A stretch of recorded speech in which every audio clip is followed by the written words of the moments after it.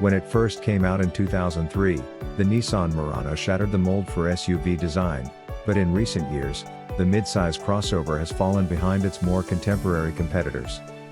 Given that Nissan has given the Murano a sleek new appearance for its fourth generation, that might alter in 2025.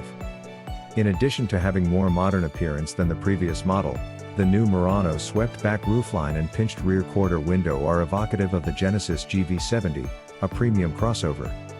The 2024 model's continuously variable automatic gearbox has been retired, and the V6 engine from the previous generation has been replaced by a turbocharged 2.0-liter four-cylinder engine.